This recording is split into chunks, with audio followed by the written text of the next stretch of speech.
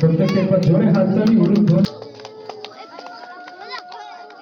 প্রদীপের আলোয় আলোকিত স্টুডিও অরবিন্দর দ্বিতীয় বর্ষ বার্ষিক চিত্র প্রদর্শনী।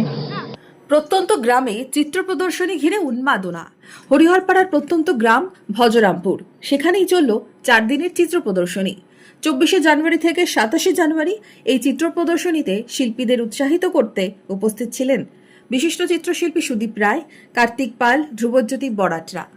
আমার একটা ভাবনা ছিল যে ভজরামপুরের মতো জায়গায়, হরিহরপাড়া ব্লকের মতো একটা জায়গায় মফস্বলে একটা আর্ট স্টুডিও করবো এবং art gallery.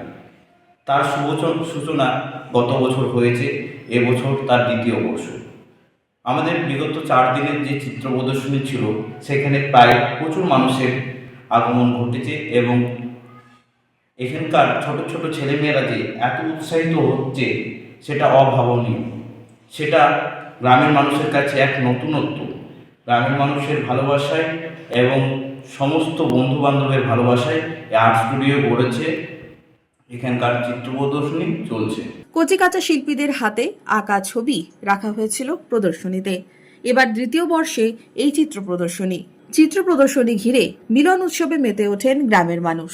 Manmohini health care, স্বাস্থ্যসেবায় অটুট শ্রেষ্ঠত্বের শিরোপা। জেলায় প্রথম robotic knee replacement, cardiology with cath lab, neurosurgery, specialized trauma unit থেকে স্মাইল ট্রেন, একগুচ্ছ পরিষেবায় নিয়োজিত।